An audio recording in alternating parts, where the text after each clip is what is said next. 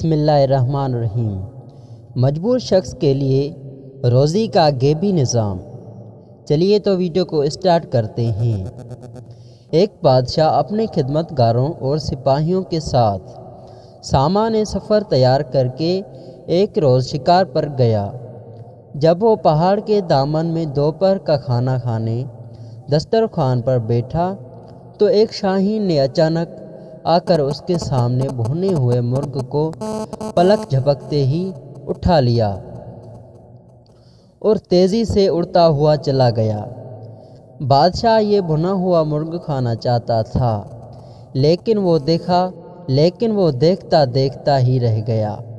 اس نے فوراً ہی اپنے سپاہیوں کو حکم دیا کہ گھوڑوں پر سوار ہو جاؤ اور شاہین کے پیچھا کرو اور مرغ واپس لے کر آؤ۔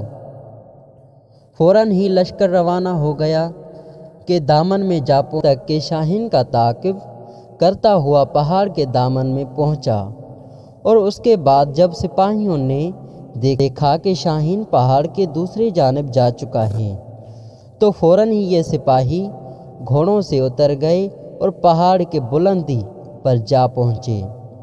پہاڑ کے دوسری جانب پہنچنے کے بعد انہوں نے بڑا عجیب و غریب منظر دیکھا۔ ان کے سامنے ایک شخص تھا جس کے ہاتھ اور پاؤں بندھے ہوئے تھے اور وہ زمین پر پڑا ہوا تھا، اور بھنا ہوا مرغ دسترخوان کے مہمانی نوازی کر رہا تھا۔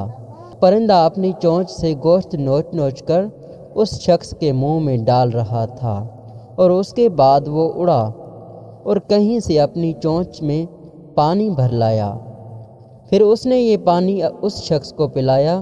سپاہی اس شخص کے قریب پہنچے اور اس کے ہاتھ پاؤں کھول کر پوچھا کہ یہ کیا ماجرا ہے؟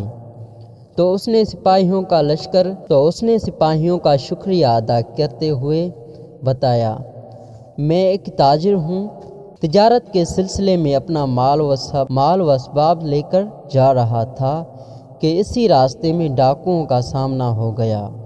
وہ میرا مال و اسباب لوٹ گئے۔ وہ چاہتے تھے کہ مجھے قتل کر دے، لیکن میں نے ان سے التجا کی کہ وہ مجھے جان سے نہ ماریں۔ وہ کہنے لگے، ہمیں اس بات کا ڈر ہے کہ تم کسی طرح آباد تک پہنچ جاؤ گے، اور اس کے بعد ان لوگوں نے مجھے اور میرے کھچر کو باندھ لیا اور چلے گئے۔ پھر دوسرے دن یہ پرندے میرے لیے کہیں سے روٹی لے کر آیا، اور آج یہ بھنا ہوا مرغ لے کر آیا۔ روزانہ 2 مرتبہ یہ پرندہ میری مہمانی نوازی کرتے ہیں۔ لکھا ہے کہ بادشاہ کو جب اس بات کا علم ہوا تو اس کی زندگی میں انقلاب آ گیا۔ وہ کہنے لگا، افسوس ہے ہم پر کہ ہم ایسے خدا کی خدائی سے غافل رہیں جو اس اندازے اپنے بندوں کو رزق فراہم کرتا ہے اور اپنا نظام چلاتا ہے۔ یہ کہہ کر بادشاہ نے اپنی حکومت سے کنارہ کشی اختیار کر لی اور اپنے زمانے کا عابد و زاہد شخص بن گیا۔